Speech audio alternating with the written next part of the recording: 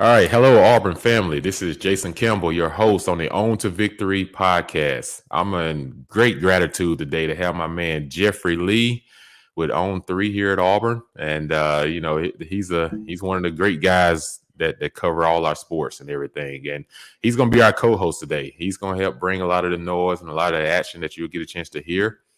We got a great lineup today, like you do not want to miss, especially if you're a golfer, a baseball fan. And if you love women's basketball, like we got a great lineup. So I don't even want to wait too much longer, Jeffrey. Like the person that we're bringing in next, I can let you just say a couple of things about her and then we'll just, bring on in the show. Megan, whew, I wanted to teach me how to golf. Keith Niebuhr is a big golfer. I love to play golf. I'm just not very good at it, Jason. Hey, welcome to the club. A lot of us is in the same boat. We're just it's a game that we can't conquer. That's why we keep going back. Charles Barkley makes me look good. Charles makes a lot of folks look good. Yep. So, with that being said, everyone kind of knows whose it is now. Megan Schofill, who's an outstanding athlete, many All-American awards, many All-SEC awards. I just want to bring her in so you guys can just hear her story, and I don't want to wait any much longer. So, Megan, welcome to the podcast. Hey guys, thanks so much for having me on today. Oh, you're welcome. You're welcome. Thank you for being here. So, Megan, I know me and you got a chance to talk a little bit before, everyone before we got on live air here, and I was talking to you about your experience at the Masters, and then we got a chance to talk about your experience at the women's amateur for 2 days that takes place in Augusta, and you're one of the few to make the cut. And can you just tell the fans and subscribers like what kind of experience that was for you and get a chance to play and see that course as well? So I've been super fortunate. I've played a few rounds out at Augusta National. Obviously, everyone gets to play the practice round at the Augusta Women's Am, which is great. But for me, obviously, everyone wants to make the cut. To play Augusta National in a competitive round is it's unbelievable, especially with a lot of patrons out there watching. But honestly, it was pretty nerve-wracking. I thought I was going to be a lot more nervous than I was. For people that know me, they know I hate the first tee shot. Like if I can hit a good first tee shot, I feel like the rest of the course is really easy. So that helped a ton. I hit a really good tee shot, and I played with one of my really good friends, Amari Avery. She plays at Southern Cal. I've known her probably since I was like 15. So that helped a lot too, to play with someone that you know and you're comfortable with. But no, it was pretty crazy, honestly. I started on 10 because of the bad weather. So we had split tees, which I usually don't like to do at Augusta National. So we did split tees. So hit 2 good shots on 10 and then had a 3 putt. So I was like, okay, well, the bogey's out of the way. It's not going to be a clean card today. And then going to, so 11 parred and then teed off on 12. And 12 is a scary tee shot. But then you add all the people, all the noise. So my first tee shot on 12, it was a back left flag, and the ball probably was like 30 yards left the pin. Like when I hit it, I was like, oh, I'm gonna have to re-tee. Like there's no shot that I'm finding this ball. So that was the worst part, is that because a lot of times you get to drop closer to the green, but since I was a lost ball, I had to re-tee. And I was like, oh, this is such a tough tee shot already. So re-teed, and then after that, I felt like 12, I think, is the hardest hole, which most people probably would say that's the hardest hole out there. The most intimidating hole, I think. I mean, the green is like 10 feet wide. I mean, you have literally no room. Like it is so narrow, so skinny. So after that hole, I felt like I calmed down a lot, but it was crazy. It was a really unbelievable round. And then my back 9, I shot 4 under, birdied my last 2. So I shot 1 over total, which I was pretty happy with because I made the turn at 5 over and ended up shooting 1 over. So it was a great experience. It was really cool to have my family and friends out there to watch me and support me. But I don't know. It's one of those things that's really hard to like put into words to explain how amazing of an experience it was. But it is definitely something I'll never forget. Like that's what I like was telling my parents. Like I was really thankful they were there to watch me because you don't know how many times you're going to make the cut because it's a tough cut to make. I mean, it's top 70 best amateurs in the world and top 30 in ties make it. So I was really fortunate to play well the second round at Champions Retreat, which is also another very, very tough golf course. Yeah. So No, that's awesome. Like I say, I commend you for your achievement and being able to play in that type of environment, because you have one of the stories that not many people get to tell. So, congratulations on that. Megan, I've got a question for you. We all know, or most of us know, a lot of Auburn fans know how football recruiting works. They know how basketball recruiting works. How does women's golf recruiting take us back to your high school days? Monticello, yes, sir. I had a 50-50 shot, man, and I went with the one that I typically I wouldn't go with. Okay, take us back. How do you get to Auburn? So how recruiting works in women's golf is, at least for the Americans, so they come to a lot of the tournaments like right after the national championship and into the early fall. So there's usually probably 3 really big girls events. So you have like the US Junior for the girls. There's like 2 big AJGA tournaments in that time frame, like that 3 to 4 month time frame. So there's usually a lot of coaches coming. But honestly, my parents were really on me about this. So I wrote a ton of emails because my sister played softball in college and they felt like they kind of went about it the wrong way. So for me, I did a lot of the contacting myself. Like I would write emails to the coaches, get their phone numbers. I would do phone calls, have like a list of questions to ask them. Like my first question was like, do you have a spot? How much scholarship do you have? Like just basic questions. And if they said no, I was like, okay, well, thanks so much for the time. Like write them off the list kind of thing. So I committed to Auburn really late. I committed to Auburn end of September, my senior year, which is really, really late for golf. Most of my friends were committed 9th grade year, which is really, I think what they did with the recruiting rule is amazing for golf, because for me, I was a really late developer in golf. I mean, I didn't start playing competitive golf till I was 14, I think, which is, it doesn't seem that late, but most of my friends, they were playing competitive golf at 7. Mm. And so I kind of I was behind the 8 ball from right when I started. So I kind of developed really late, and I played a lot of good golf from 10th grade on. I would say I felt like I was always on the up, but I mean, I had a lot of room for improvement. So I played really well in a tournament in September, and one of the girls on my team, she was playing with me.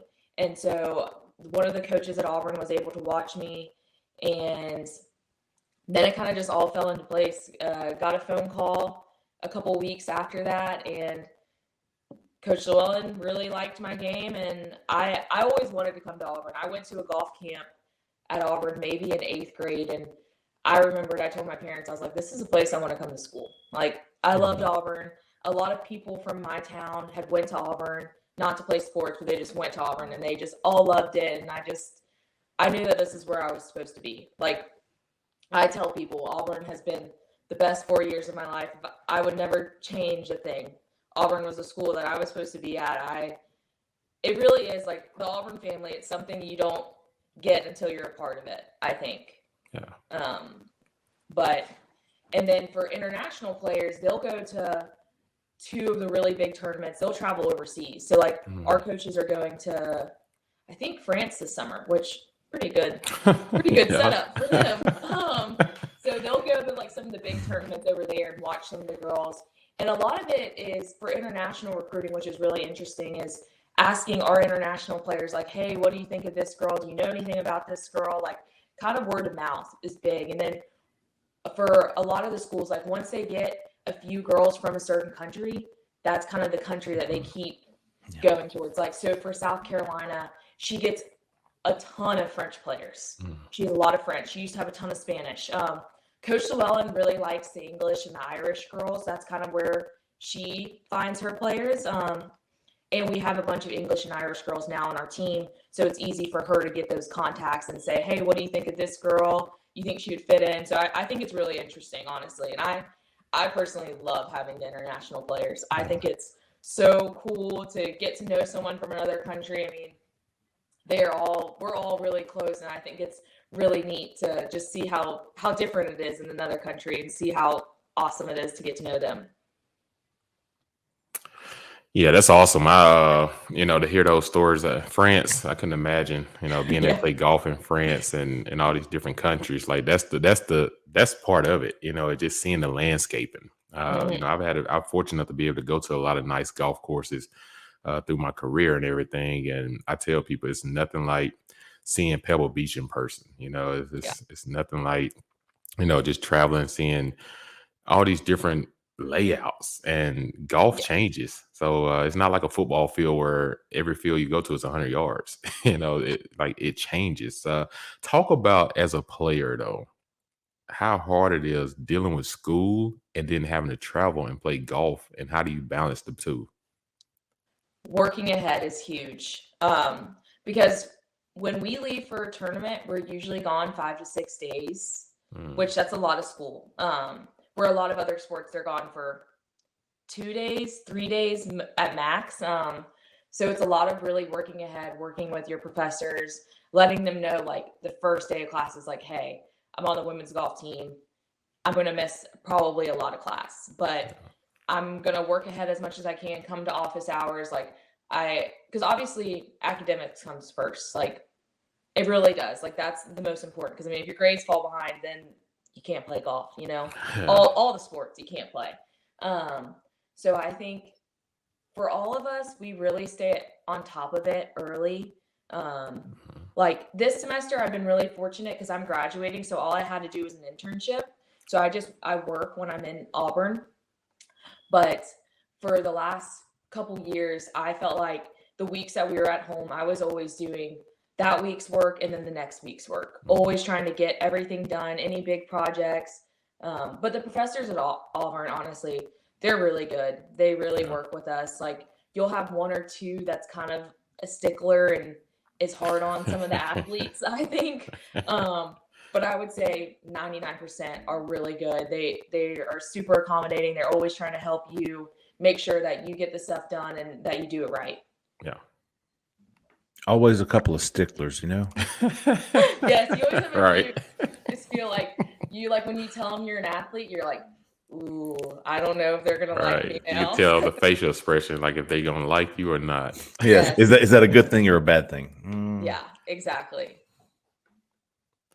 Yeah, Jeffrey, you got something you want to ask Megan? We're gonna get to talk about NIL. Yeah, you can talk about NIL. Yeah. Megan, talk to us about NIL with women's golf. How does it affect you? Does it affect you at all? Is it beneficial?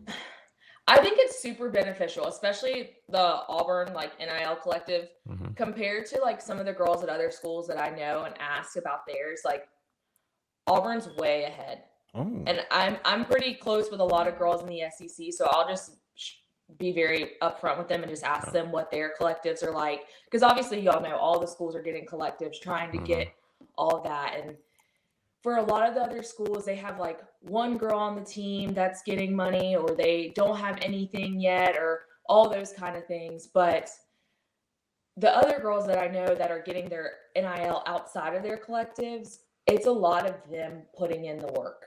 They're having to contact people. It's not like you have some of the top players in the world, and they're getting NILs, but I mean, they're 1 and 2 in the world. So obviously they're going to be contacted. They've been 1 and 2 in the world for a long time. So they're kind of getting it. But for some of the girls that are inside the top 50 in the world, I would say it's a lot of on your end. Who are you contacting? How much are you putting into it to get it? It's not as much as some of the bigger sports that have these big names, like we're football and basketball. They don't have to do as much, if that makes sense. All right. Now, that's important. I really think NIL, like I said, has helped changing the landscape of college sports. A lot of it in a good way. And like we talked before, a lot of it's just understanding. And, you talked about putting money away. And why is it so important to do that as a student athlete? Can you just tell the fans, subscribers, why do you, you just don't get money just to spend it, how you're setting yourself up for your future?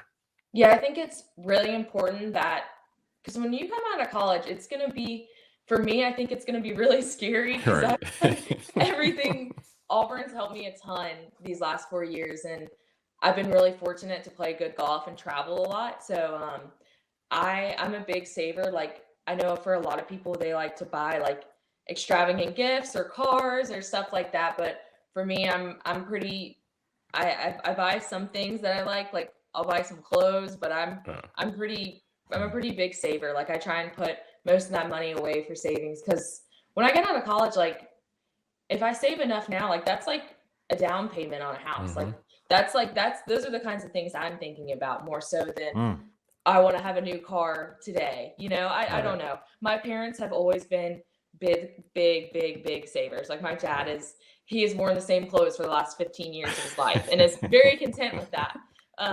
So I think that's been something that's just been instilled in me from a young age, just to save and kind of be content with what you have now, because I would rather have a nice house in 10 years from now because of the money I saved in college. Awesome. Speaking of your future, Megan, where do you see yourself? Where do you want to be 5 years from now? My plan after college is to go to Q school. So I'll go to Q school in the fall of 2024. The fall of 2024. Hopefully that goes really well, and kind of puts me on the right path to professional golf. But I definitely want to try professional golf. I think it's something for golf's a little bit different. You don't have to get drafted or have to get put on a team. Like, you can go play whatever professional tour you want. You can go play as many tournaments as you want, which I think is a great thing. It also is a little bit of a scary thing because some of the best girls in college still don't make it on tour, which is crazy to me. Like, some of the girls that I'm like, oh, they're definitely going to make it, I see them struggle. I'm like, dang, it's a really tough lifestyle. It's a really lonely lifestyle, professional golf, which is different compared to most professional sports. But hopefully in 5 years from now, I'm playing professional golf well. But I don't know, honestly. I'm trying to really enjoy this next year of Auburn golf, and gonna try and really make something happen. Give us a good run late in postseason. That's awesome. Well, Megan, before we let you out of here, we want our fans and subscribers to really get to know Megan. And we feel like during this episode, you taught us so much about you. You're well mature among your years, just how you talk about what your savings and different things. Like, you're already thinking 10 years ahead. And that's how you have to do. Like, you always have to think like, what's next? Like, how do I get there? And you don't wait till it comes before you react. You react before it actually is. You live it. So I think you're on the right path. I think you're going to have great success at the next level. I really do. I think you're a great human. I think you're great for society. So we're going to let our fans get to know. I'm going to give you 5 rapid fire questions. The first one I'm just going to ask before I even go through some of the others is, what's the one pro women's golf player you look forward to meeting one day or playing against? Lexi Thompson. I think it'd be really neat to play against her. Awesome.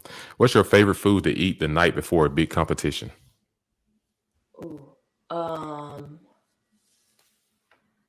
Usually some type of steak and like potatoes, and then a Coke Zero.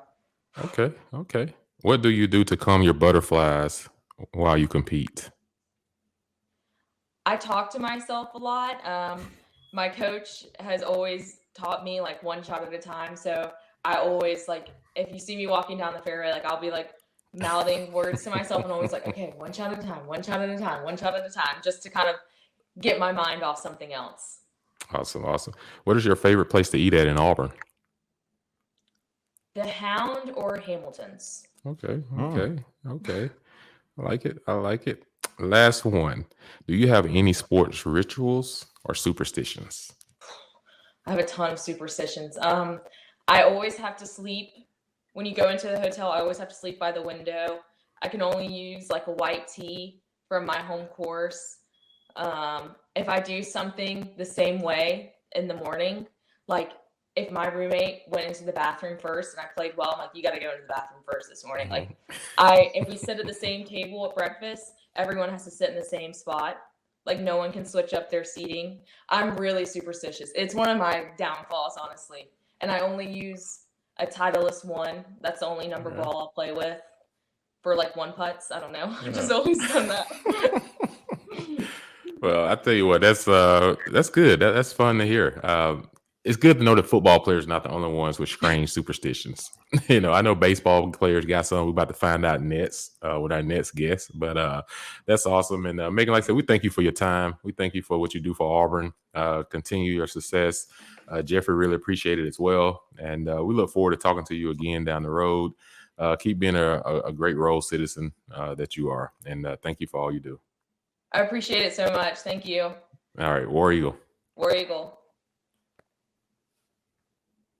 All right, Jeffrey, that was a great episode. Learned a lot about golf. Learned a lot about, women have superstitions as well. Big time. Playing. Yeah, big time. Like using the same tee. Just different Go to the bathroom like first.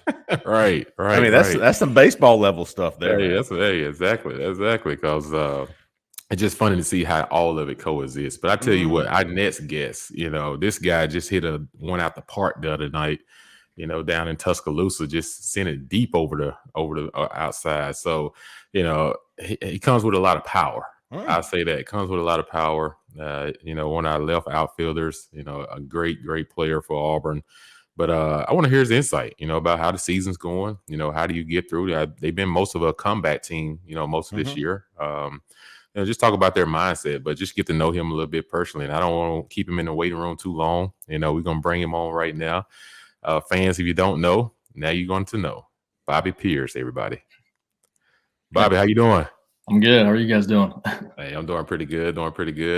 I'm your host, Jason Campbell, former Auburn athlete. You got Jeffrey, who works with On 3 here at Auburn as well. So, we're going to go back and forth, just asking you a couple of questions. And you just be yourself, man. Just answer as much as you feel free. And then I'm going to do you kind of like what we just did. I don't know if you heard us ask Megan 5 questions at the end, just kind of get to know her for the fans and the subscribers that give to On to Victory, just to know a little bit about you, just besides just being a baseball player. But, so, you ready to hop in, ready to go?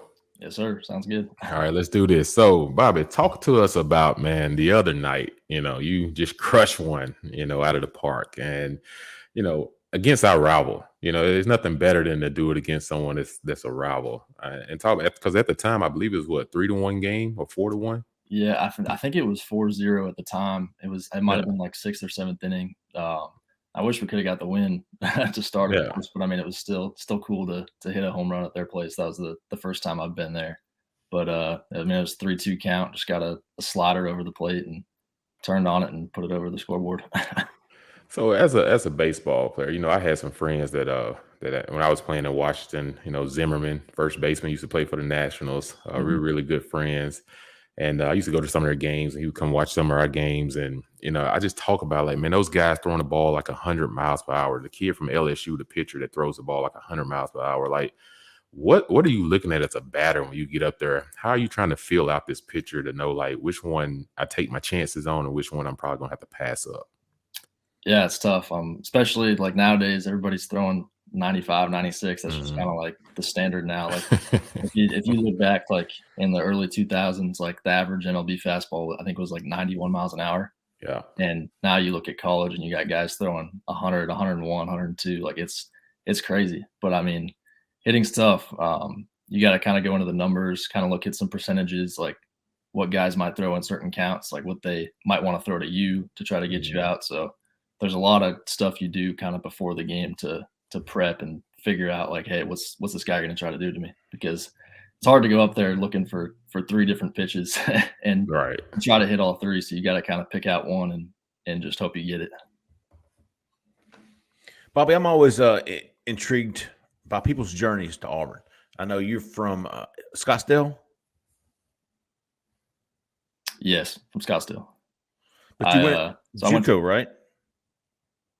Yeah, so I went to Arcadia High School, and then I didn't have a single offer out of high school besides like a couple JUCO offers. I barely got to play my senior year just because of injury, so decided to go to South Mountain Community College. And really, my goal from there was just to play in the Pac-12. I was like, Pac-12 would be awesome. Like that's what I what I grew up watching. Like I was an Arizona State fan. I was like, it'd be awesome to play there, really anywhere. And after my freshman year, like it was kind of slow, like not a whole lot going on. And then my sophomore fall, my first game, Coach Nonamaker came and watched me play. And I hit 2 home runs, and he was like, Nice timing. Okay, this kid might be all right. And so we got talking, and I got down on a visit, and from there, it was the first college visit I ever took was to Auburn, which is pretty crazy. And I only took one other one, and I knew this was the place. Yeah, Bobby, they call you Bobby Barrel. And, I'm looking at some of the night that you had a couple nights ago. You had one in the first inning, you had an RBI single. Third inning, you had a single. Fifth, you had a double. Seventh, you had a triple. And the ninth, you had a single. Like, I think it lives up to the name. Where did you get the nickname Bobby Barrel? Man, honestly, I don't know who started it, if it was George, our media guy, or what, but I just remember one day last year I started hearing Bobby Barrels, and I heard my parents saying it, my girlfriend, and then all of a sudden, like, kind of just what everybody says on social media and stuff. So I think it's pretty funny. Like I've had a lot of nicknames like throughout my high school, college career, but that one's definitely the one that's kind of like stuck the most, like on social media and stuff. So I think it's pretty funny. Bobby, do you know who else came through JUCO? Your head coach. Oh yeah, I do. My claim to fame here is I played against Butch when he was at Jeff State. He was the head coach at Jeff State. I was a poor man's right fielder for Bevel State, and his pitching coach at the time actually was one of my good friends growing up. His name was Ab Argent, but got to play against Butch. Fantastic. So I was pretty excited when he got the Auburn job, and got to know Butch fairly well on a personal level. But man, what's it like playing for him? Yeah, I mean, he's a great coach. He kind of during the game he lets us do our thing. Like he's not really gonna say a whole lot to us. Just kind of lets us go. I mean, if there's something he needs to say, he's gonna say it. But he's pretty calm during the game for the most part. And really, he's an awesome guy. He knows a lot about baseball. I mean, he's been around it for a long time. Like there's so much stuff that I've learned just from these couple of years here from him that he's told us. Like he's great at talking to us off the field, like all the meetings and stuff we have, and just so many different mental things and stuff I've learned from him, and it's awesome. He's a great coach. Yeah, Butch is tough now. Yeah, I've had a chance to meet Butch. He's a fun guy to be around. He's very energetic. Him and Coach Pearl kind of similar, when it comes to their energy level. Speaking of that, I asked Megan this question a while ago. I asked her, I said, baseball, y'all travel a lot as well. And I said, how do you manage school and be able to stay on top of everything from an education standpoint, but then be able to go out and perform games? Like, how is it as a baseball player, dealing with both of those, trying to balance? Yeah, it's tough. I've kind of done it like my whole college career, but definitely being here, it's been harder just because you're going on the road so much more. Especially if we have like a midweek game on a Tuesday, like that's away, like you're missing that class, and then you come back Tuesday night at like 12:30, 1 a.m., and then you have class the next morning, and then you might have an away series that's at South Carolina, and then you're gone Thursday, Friday, Saturday, Sunday, and it's a lot. Like you're gone for a long time, and it's kind of different from other sports where like you might be gone for like a day or two, but since we have to play so many games, you're gone for a lot longer periods of time. So it's good. It's good to be at home when we're at home. You get that weekend series at home. You get to sleep in your own bed for 3 or 4 nights, which is always a whole lot better than being on the road in a hotel for 4 days. Yeah. Hey, Bobby, baseball to me, that background, obviously in JUCO, you get a full ride. But when it comes to these, especially here at Auburn, you've only got, I think Butch of those guys have 13. 11 there points. You go. That's what I said. 11. So how much more important is NIL when it comes to baseball?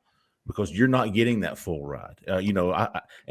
Alabama not being that lottery state, they don't have the Hope Scholarship like Georgia does, and be able to offer in-state guys free tuition and then use that scholarship percentage elsewhere. Auburn doesn't have that. So has NIL, and this might be a better question for Butch, but you're an older guy, you kind of been around the block. Does that kind of help level the playing field for you guys who aren't on full scholarship, does NIL onto Victory, does that help make up any of that shortage?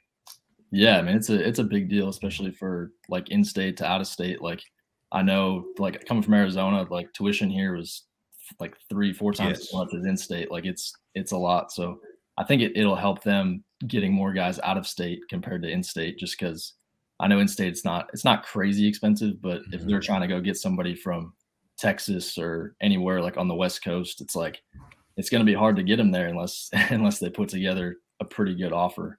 And I think with On to Victory and all the NIL stuff, it really is going to help them get more guys that are from further away. And Jeffrey, speaking on that, what also helps is I think a lot of guys, back in the day, they had to make the decision: do I try to go pro and get stuck in the minors? Where now I think NIL helps baseball tremendously, because a lot of these guys can say, well, I can make just as much through my NIL and stay an extra year at Auburn and still, try to continue to boost my stock and my status, but still being where I want to be at. So I think NIL definitely helps in that perspective. Have you seen that, Bobby? Like, help some of your teammates make a decision, say, okay, instead of going to the minors and I'm busting a lot of places, I can come back for another year at Auburn and try to raise my stock. Yeah, and not only for us, I think really for all of college baseball. Like you're going to see that in the next few years. Like even this year, like I think the talent is going to be a lot better, because you're not losing those guys that are going to go in like the 7th or 8th round out of high school. And instead they're going to be like, okay, like I can come to Auburn and I can get an NIL deal and go to school for free and play college baseball for 3 years, maybe 4 years, get a degree, and then go play pro ball. And so I think you're getting a lot more of those guys that are the higher caliber players to actually come to college, which is great for college baseball.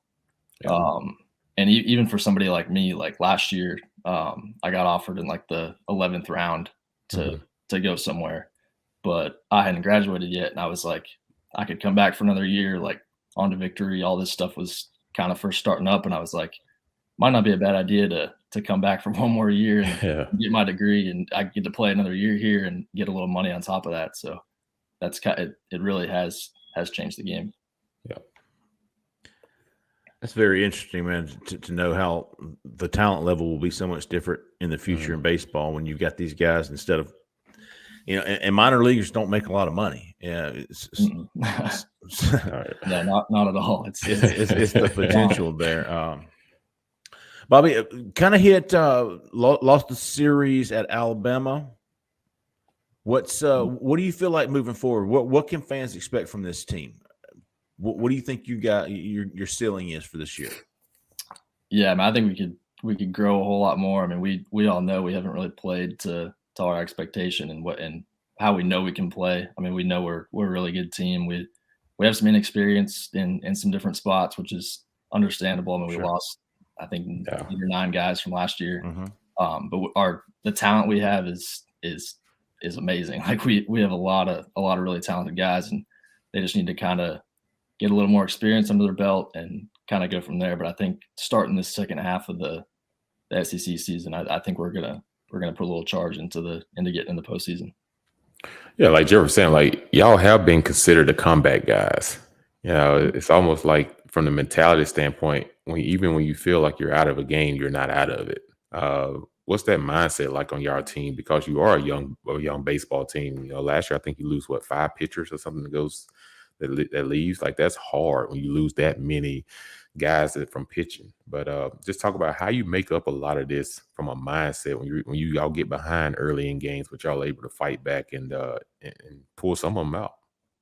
Yeah, it's really even kind of coming from last year, we had so many come from behind wins, and that kind of grew into this year knowing, hey, like it's like no matter what the score is, like we know we're not out of the game. Like I think our Friday night game against Georgia, we were down, I think it was 6-2 with 2 outs in the 9th, nobody on. And I think Kaysen gets a double, and then a couple more guys get on, and we keep scoring with 2 outs, and we end up coming back and winning that game in like the 11th inning, which was one of the crazier games I've ever seen. And I was hurt at the time, so I wasn't playing. But I was like, this is unbelievable. Like down by 4 with 2, down to your last out, and you come back and win the opener against Georgia. So that was pretty awesome. And I think that our whole team knows that. Like we know that we're really never out of the game. So it's definitely a good quality to have as a team, just because you're never out. All right. Jeff, you got one more from my man, Bobby? Favorite pitch, dude. If you're going up to bat, and believe it or not, man, I actually told Butch this, but his pitching coach came to me before the game, was like, dude, we grew up together. What do you want first pitch? He was the pitching coach. He was calling pitches.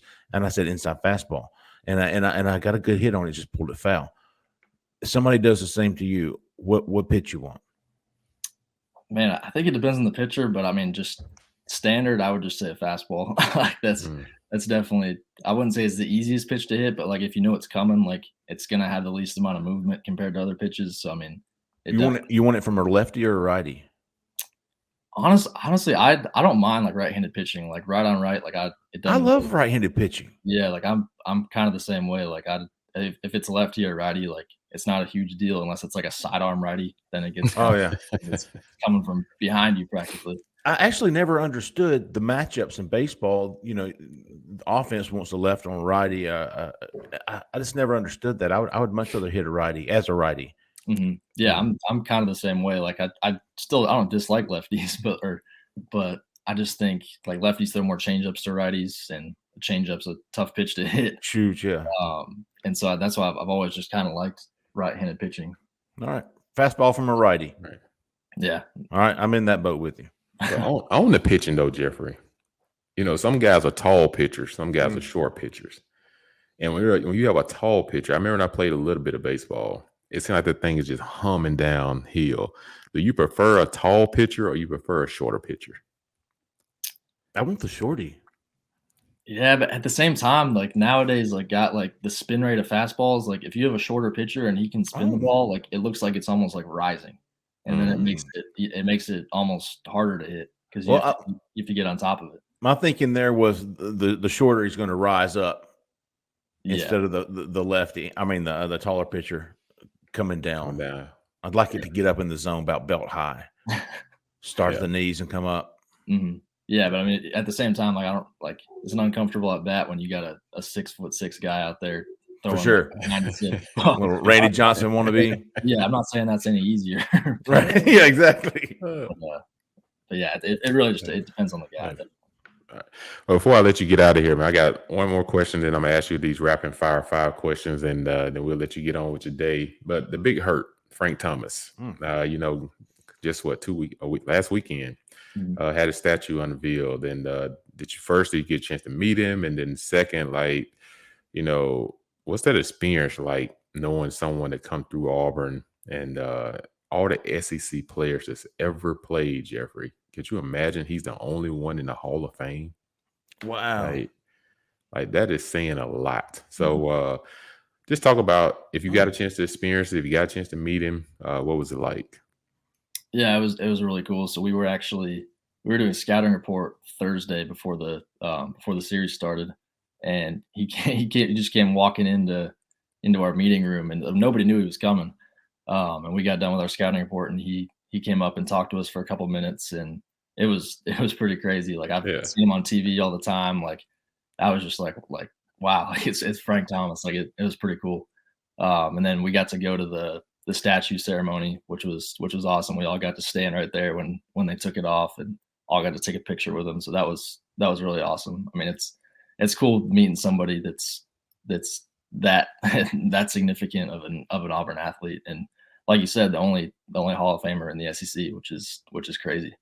But it was awesome.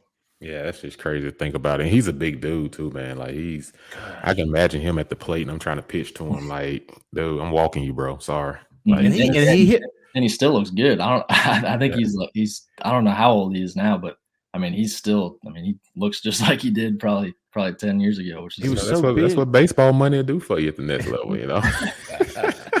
And he hit for average is what blew my mind. Yeah, he do like that. He hit for average. All right. Think about it. Did him and Bo play together at Auburn? Yes. They were there at the same time. Bo Jackson and Frank Thomas. Jeez. Same time. And we know Charles Barkley was there in basketball. So it was the big three, or the big trio. The 80s. But just imagine Bo Jackson and Frank Thomas on your baseball team at the same time. Like, that's just crazy. That's crazy. It's scary to think about. But At the same time, we got Bobby the Barrel. So, hey, Bobby, quick 5 questions. First, do you have any sports rituals or superstitions? Personally, I don't, but like as a team, like if we get a win, we kind of do the same thing that we did like the day before, like whether it's like our stretch routine or kind of like where we sit, like really anything like that. Like if we win, like it's kind of the same the next day. And then if we lose, then it's like, all right, like we're kind of doing something different. But personally, I've never really done anything superstitious. Okay. What is your favorite place to eat at in Auburn?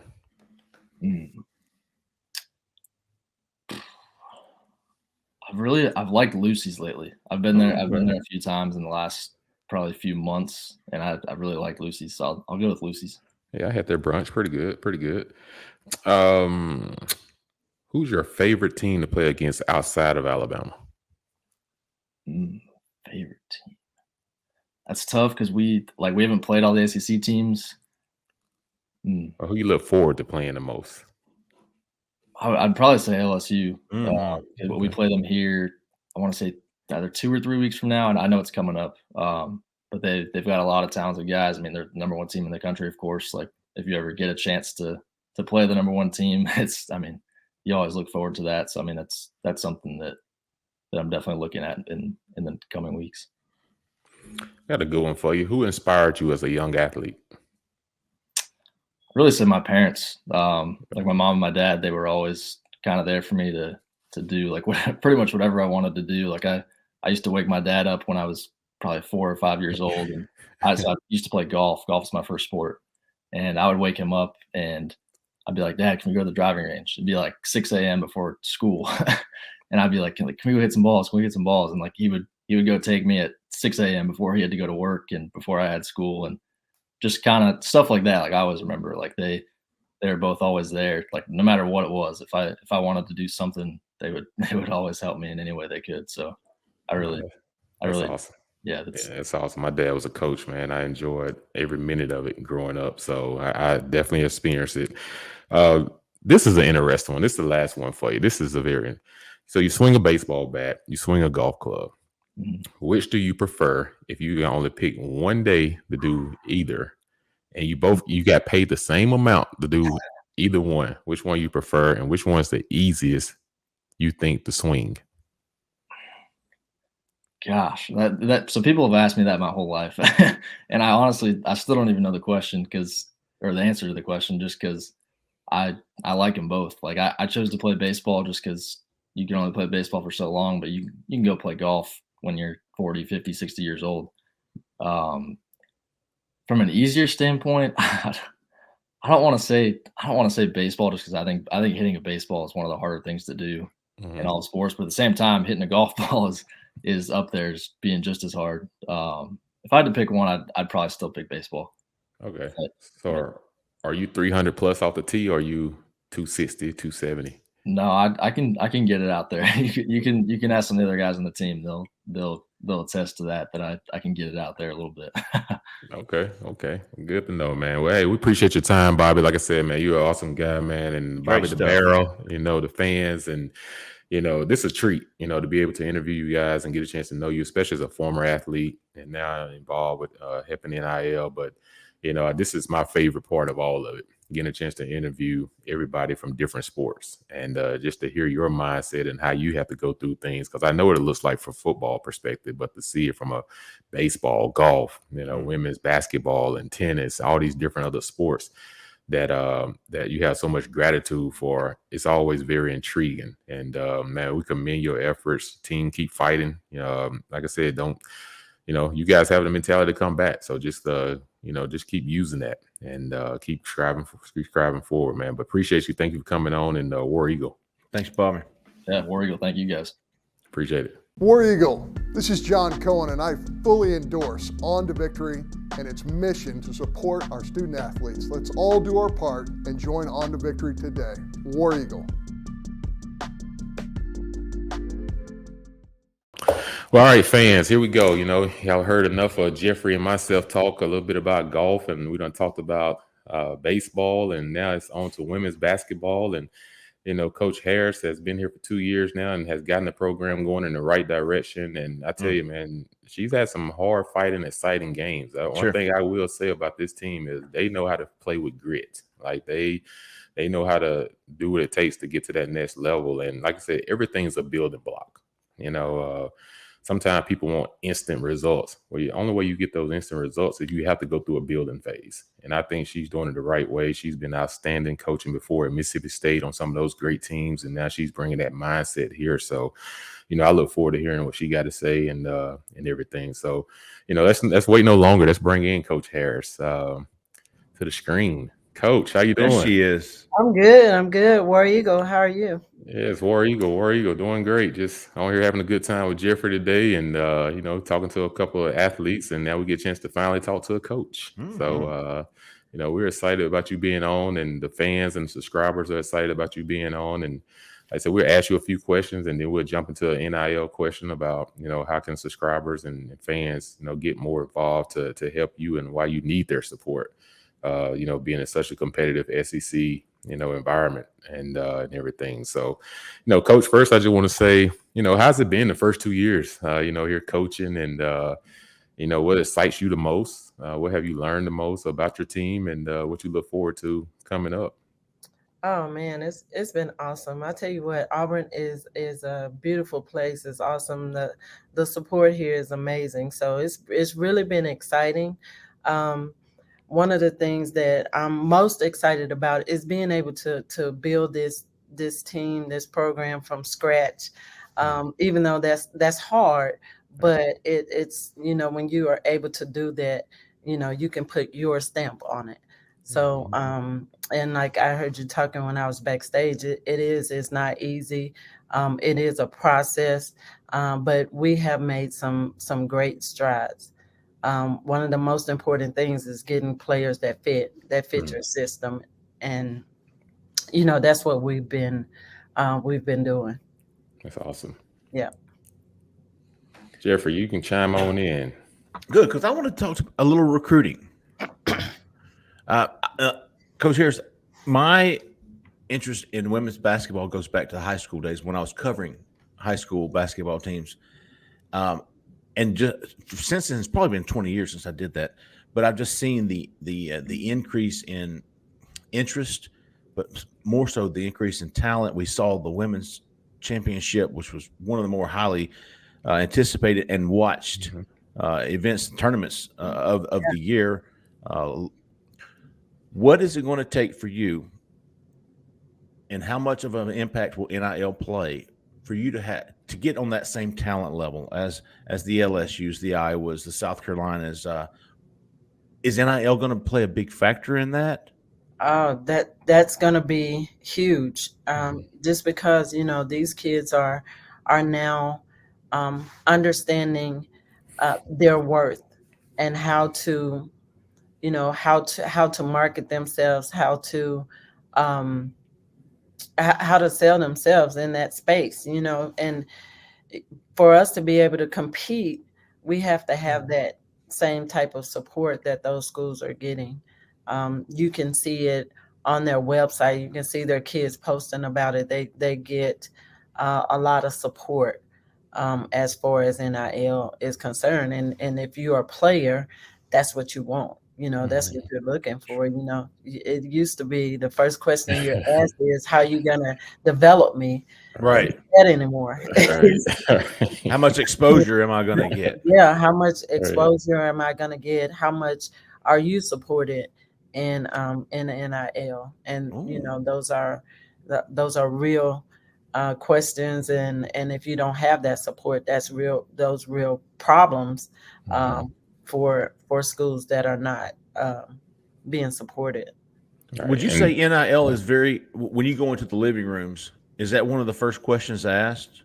Yeah, you get that before you get in the living room. Wow. Yes. So if you want to come to my living room, answer this. It's like the code, the secret code. From the coaches, you're getting it from, you're getting it from the family. And a lot of times the last person to ask the question is the player, but that question is being asked, at the very beginning. Yeah, because parents want to know. And I know dealing with the football aspect of it and everything, like it is like it's almost like it's the top topic. It's the like, and I always try to tell these kids and their parents, I'm like, look, don't get so hung up on the NIL perspective that you forget about the relationship. Right. Because I want to know who's coaching my kid. I want to know how they're going to develop my kid, not just on the court or on the football field or in the baseball field, but how they're going to develop them into great young women and men, Yeah, once they and I leave think Auburn. that used to be, Mhm. that used to be the first thing, but now that's on the back burner. I mean, Yeah. yeah, you still have to address those, and that's one of the first things I talk about because I Mhm. really believe that that's important, especially for these young ladies. But they really want to know how much. Yeah. That's Yeah. first and foremost, and I think I think they have to understand like there's two. I think it's probably about two elements to it. You have kids that are already popular, that Mhm. are already popular on social Right. media. They've already branded themselves, so it's really easy. People are coming after them. Mhm. Whereas you know some of the kids coming in, they want you to help them, and we do have ways that we can help them. Um, but they have to understand, a lot of it is who you are. That's Right. right. How do you Right. bring yourself? How marketable are you?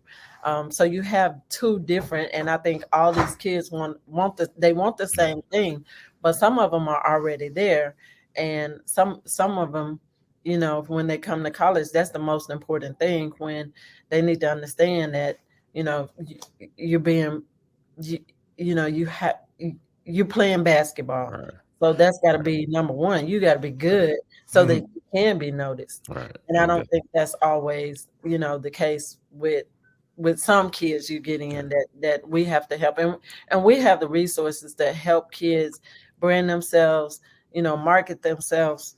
We get them Mhm. out there, but at the same time, they still have to do their part. Well, it's like you were saying, like it's not pay for play. And Yeah. I think a lot of parents get it all mixed up. It's Mhm. more like name, image, and likeness, your social media type platform, your marketing platform. Cause I always ask kids, outside of your collective, how many opportunities have you received? Right. And the reason you ask that question is because that's showing you how marketable are you, and a lot of it is you personally trying to market yourself to get certain things. And like I tell them, I said, yes, your biggest accolade should be what you do on the court or on a football field or anything, because that's your selling point, because it makes you more valuable. If you're a person of value, let's just take an example, the girl Angel at LSU. Look at how she's taken off since the Mm. national championship game, Right. and you look before the national championship game compared to where she's at now. Mhm. And it's all because of what happened on that court Oh in my that national championship game. So, Absolutely. that's what they got to understand is if you work hard, you don't have to chase certain things. You don't have to chase down money. It will find you. And when it comes to you, you would be ready to take it and gravitate to it. But if you're always chasing money, you're never going to be happy, and you're never going to get the best of you because your mindset is not where it needs to be. Let that Right. follow you, but not let it be the reason that drives you. So I really commend you on that, Coach. And like I said, Auburn people, I really want you to get involved with supporting the women's basketball program, because the biggest recruiter, honestly, it's the players. When other players come on campus, they're asking other players like, hey, what do they do for you from a collective standpoint, here Absolutely. at your university? So that kid is going to tell that other kid, which is going to make that kid say, you know what? Okay, I really like it here from an atmosphere. I really like the coaching staff. Now, this is just icing on the cake because I see what you do for our student athletes, what they do for your student athletes. I want to come be a member here. So that's why it's so important to get involved. Definitely. And on the other hand, you have your players looking at what other players are getting, and now with the transfer portal now, and they're able to just jump right in. They're seeing what their friends are getting. 9 times out of 10, if you're not doing something to keep them, and I'm not saying doing something to keep them, but if you're not giving them the same support, then these kids are out. Right. They Right. are. You mentioned the transfer portal, Coach. How important is that for you for a new staff like this? I know Hugh Freeze and those guys hit it hard in December, but for you trying to rebuild this roster, how important is the transfer portal? And on top of that, I've seen this in football. How important is NIL in the transfer portal? Oh wow, it's the transfer portal has been big in a couple of different ways. You know, you walk into a program and you have to have players that buy in and that fit your system. And early year one, you may give players an opportunity, but by year two, you have to make sure that those players can get in the portal and get somewhere that fit them. Also, while you're getting in the portal, getting players that fit you. I think somewhere in women's basketball, I read where freshmen, the difference between the freshmen and transfers this year was like 10 points a game. Wow. So it's big, it's really big. So, you go in the transfer portal, you pretty much know what you're getting. And these kids pretty much know, hey, I got to go and I got to make it. I'm going somewhere where I can make it, where I fit a system. I've seen the way they play and, or we've seen the way they play and they fit. So I think that's really big for us with NIL. I think, I think some people use NIL to entice people, to be honest with you, Sure. to get to the portal, which is not what it's meant for. Right. Sure. But that's real. It's happening. It's happening in the women's game. I'm pretty sure it's happening in the men's game. Mm-hmm. But and that's unfortunate, but it is happening. We're doing things the right way. We've gotten some really good transfers. We also got a couple of junior college kids coming in, first team All-Americans. So I really feel good about, what we were able to do this spring in the transfer portal. We still have a few more kids that we're waiting on. Right. Because now once you go in the portal, you get 3 visits. Mm-hmm. And so we're waiting on a couple, but it's really looking good for us. I think we're going to be a lot better. With that being said, my leading scorer from last year is in the portal, but also my freshman Carissa signed with Ole Miss. She went in the portal and she signed with Ole Miss. So I lost a couple, but I'm also able to bring some in. That's right.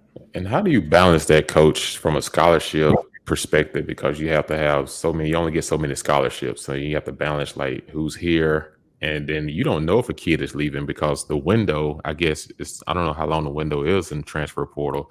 So a kid you may think your roster is set. And then all of a sudden the night before the last day, a kid say, oh, I'm going in the portal. And then you're trying to bring in a transfer person. Like, how difficult is it on coaches right now? It's really difficult. Like, you don't know from one year to the next whether you're going to have, what your roster is going to look like. So, in the past, you knew if you had to bring in 2 freshmen or, or whatever. And now you may need to bring in 4 or 5 kids when you thought maybe you were only going to have 2. I'll tell you, when I was at Mississippi State and we built that program, our year 4, we were in the Sweet 16.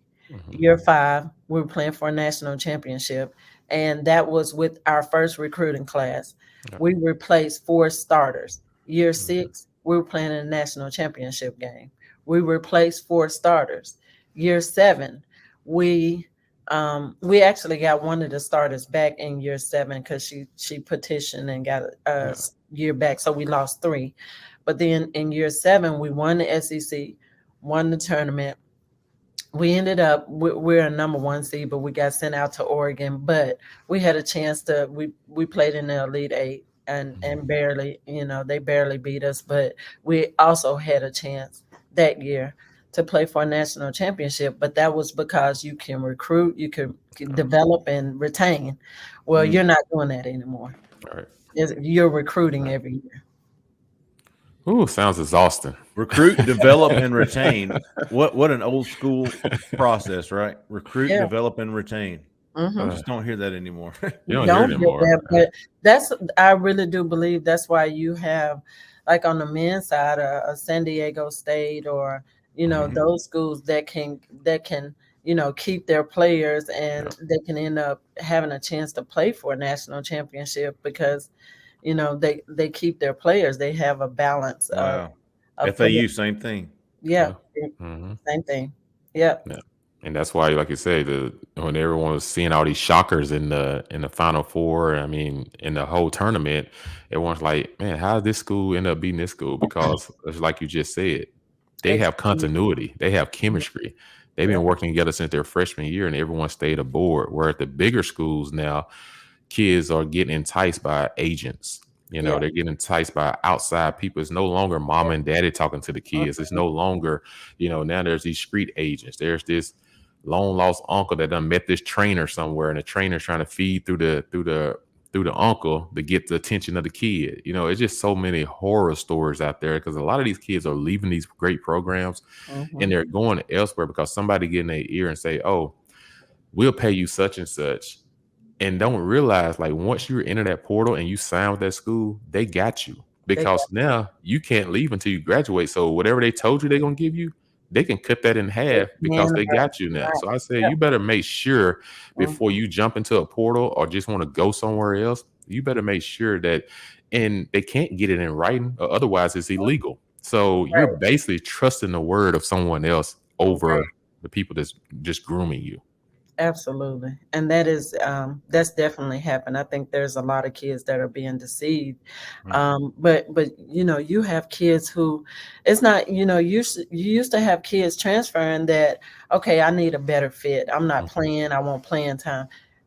Now you have your leading scorers from a lot of teams, and some of these kids have NIL deals. Right. So you never know who's gonna transfer. You could have a kid that's, getting everything that you would think they want. They're getting all the playing time. They're all Americans. They're still transferring, and you see that all across the country now. Man, NIL. Jeffrey, this is awesome, man. NIL. It really is, right? Yeah, this is awesome. Like when do you ever get to the point where you think a law is going to change to say, hey, at least a kid can't transfer until after their sophomore year? Because, and the reason I say that is, coach, and then you can test to this. If I'm a coach and I bring in a kid my freshman year, if it's a highly touted kid out of high school, but they get to your campus, you're almost forced nowadays to start that kid playing day one in position that they're not ready for. But you have to do it, or otherwise, as soon as the season is with, they're leaving. Where if you brought that kid in the freshman year and they couldn't transfer it after their sophomore year, then you can kind of develop that kid that freshman year, kind of get them a little bit of reps here and there, get them in there, get their feet wet, get them going. And then when you feel like that second year, now they're ready to grasp and be ready to get involved more, but you don't have that luxury now. So it's really hurting development of kids as well, because they're getting put in situations that they're not ready for because the coaches have the pressure that they almost have to and not wanting to. Yeah. And then these kids they're not earning it. They just want to come in and be promised a spot. You used to have to earn it, but they're not. They want the NIL money, and they want to be guaranteed that they're going to play or start. Everybody want to start. Well, you can't have everybody start on the team, but everybody want to start, and everybody want big NIL deals, and they want that before they even get there and put in any kind of work. So, I think I've got a solution for this, and this is the only way I see this going, whether it be football, men's basketball, women's basketball, whatever it comes to. But at some point, there's going to have to be scholarships. National letters of intent are going to become contracts, and it's going to be a 2-year deal. Whereas you're committed to this school for 2 years, the school's committed to you for 2 years, and after that 2 years, or before your contract expires, if you want to transfer, you've got this buyout because you're going to have NIL with the collectives. And if you either pay the buyout. It's just like a coach's contract almost. Yeah. The school Mhm. you want to transfer to buys you out of this contract with Auburn so that you can go to La Tech or wherever it is that you want to go to. That's the only way. This is so out of control, Coach. That It it's, is so out of control. it's the only way I see this going. When you start hitting their pockets, they start thinking Yeah. Yeah. start thinking a little bit different about That's it. right. That's So, right. Yeah. That could be a good solution. Yeah, something's got to change, and we'll see what happens. Salary cap, something.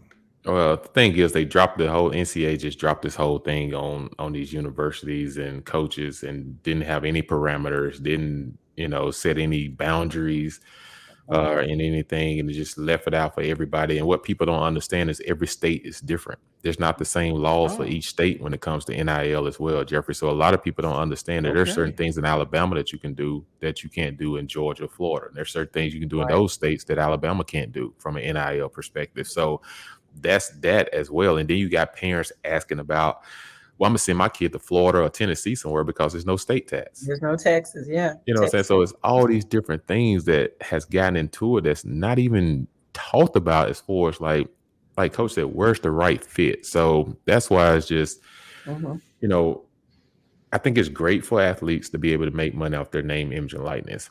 You just need parameters. You need parameters on everything. Even if you're a parent, you have parameters on your kids. Like everything has parameters. There's rules, there's regulations. Right now, I feel like there's not many rules or regulations when it comes to NIL to protect, both sides. It's just wide open door. And until we can get to that point, this is going to be a conversation, and it's an exhausting as a coach. I know, like helping out from the football side of things, dealing with the players that are already on campus, because that's the only time we can deal with them. Yeah, it's a headache, man. Just trying to talk to them all the time about, hey, get your mind off of that. Just because you go out there and have one great game, now you come back the next week and you feel like, oh, I should have more. No, there's the commitment that you're honoring for the entirety of the season. and that's the word, commitment. Yeah, it's like so. We'll see, Coach, but. Anything you want to say to fans and subscribers before we let you out of here? No, I just, like you mentioned earlier, NIL, in order for us to compete, to get those kids where we can compete, and we have some really, really good players here. And I do think we're going to be very competitive in the SEC. We ended up this year with the team that I had, and I had a lot of kids on my team that that I inherited that really didn't buy in and really wasn't a fit. But they were good kids, and we tried to get as much out of them as we could. When I went and met with our AD and we talked about budgeting and the things that we did this year, we had I had my SID to put together a list of things that we done well, that we've done for the first time since at least 5 years, and I had 21 things just from this year. Some of them, one thing was 15 years, one was 33 years since we've done this. So I had a list of 21 things that we did well. And so I do believe, even though if he hadn't shown me this, I was just like, man, we were okay this year. But when you sit down and look at that, we really made great strides this year. And I really believe our best is yet to come, because now you're getting kids in that really do fit, that can play the way you want to play. Because everybody come in and they'll say they want to play that way. But until you get in, you have to prepare to play that way. And that's what they don't understand. It's not hard. Practice has to be harder than the game. It's fun when you're in the game and you're out there making people miserable. But it's not fun when you're preparing to do that. You have to embrace that. And so I do think we have a group of kids coming in here this year that will embrace that. So I am looking forward to having a much better year. I would love to be able to retain these kids, because that's how you really build your program, and that's how you get to the next level. I have the players that can help me get to the next level. It's about making sure that these kids are supported in that NIL space so that they're not out there looking for, other schools to take care of them. Right. So that's the most important for us. That's the thing that we need the most. Last thing for me, Coach, I just want you to know that I have talked to a lot of people on campus, a lot of coaches. Man, there are a lot of people that think very highly of you. Mm-hmm. They do. Thank you. And one of them was Wes Flanagan, who now went to Ole Miss, but he was a big fan of Johnnie Harris, and he's not the only one. A lot of people that I talked to about you have high opinions of you, think very highly of you. I appreciate that, and it's the people around here makes it easy because everybody's just so supportive. I played 4 sports, so I just love sports, even the ones I didn't play. I was at a equestrian meet, and I'm asking questions, trying to figure it out. So I just love sports, and I love supporting. But I will say the coaches around here, players around here, they've been really supportive of us as well. Awesome. Yeah. Well, Coach, we appreciate your time. Like I said, you do great things for Auburn. Like I said, you love Auburn, and people get on board and love her back and get involved. And thank you for all that you do. And like I said, continue much success. I think this team is really on the right track. Like I said, it's building to something special. And like I said, you're gonna get the right players that fit you. Yeah. And you know what that looks like and what it feels like. So, support you and your staff, and wish you all the best. And thanks for coming on, and look forward to having you back on down the road. Thank you, and I appreciate you guys for having us. Yes, ma'am. Right. Thank you very much, Coach. War Eagle, Coach. War Eagle.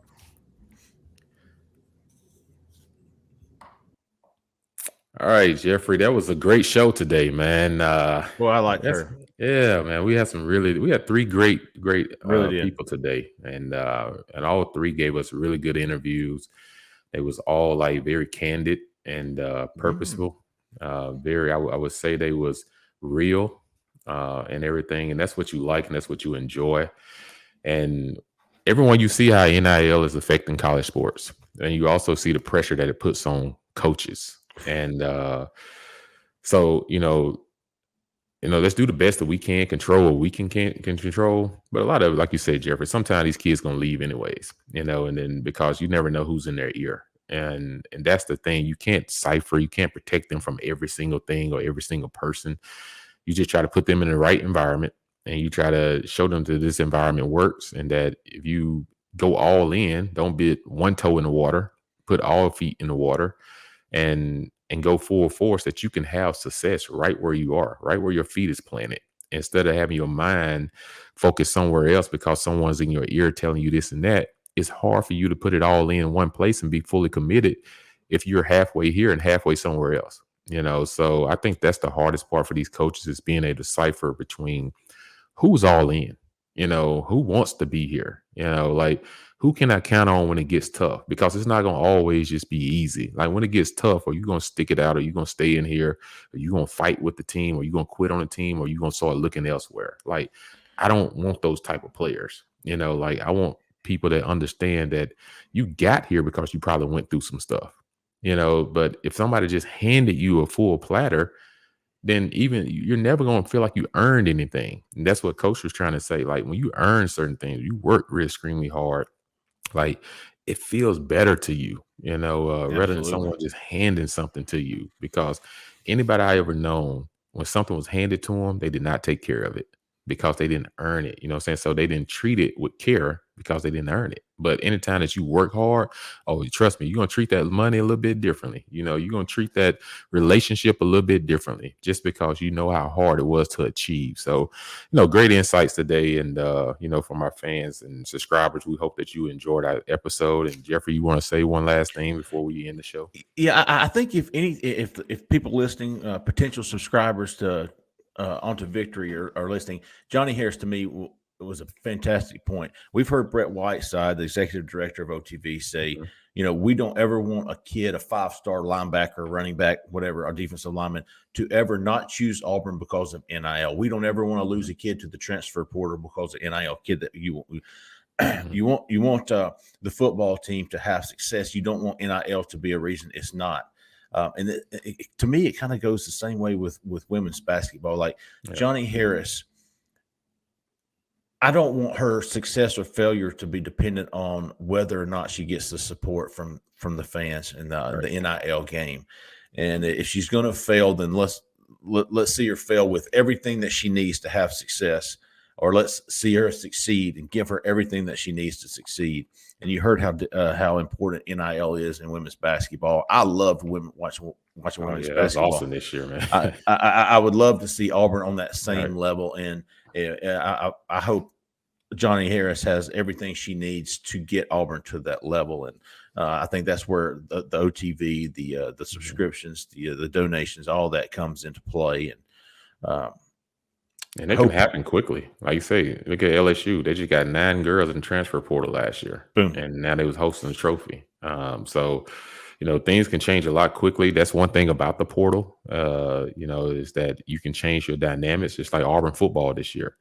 You go in the portal, get all kind of offensive linemen. You get defensive linemen and some linebackers. And, the portal can already change the way this football team is going to look this fall. Absolutely. And so it's going to be the same way in basketball. Coach Pearl is already in the portal, and you already see what he's getting already, trying to get longer guards. You understand, in order to win, you got to have some longer guards and some shooters.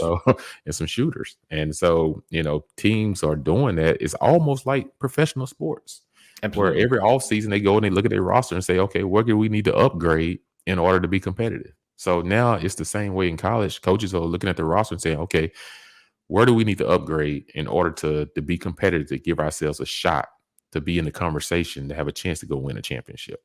Nothing guaranteed, but we got to make upgrades to be in the competition. So that goes for all our sports here at Auburn. There's over 20-some sports at this school. And, and it takes a lot to support all of them. So all your help is appreciated. Everything that you're doing, if you're already helping, just continue to do what you do. It's much appreciated. And you heard it from the players and the coaches. And that's me for today. Your host, Jason Campbell, co-host, Jeffrey Lee. We appreciate everybody. And War Eagle. See you next episode. War Eagle, everyone. College athletics is changing, and the Auburn family will respond. On to Victory is the NIL collective of the Auburn Tigers, and they're leading the way. I encourage everyone to go to ontovictory.com. Hey, Auburn family, let's continue to make a tremendous difference in the lives of these student athletes. War Eagle. War Eagle.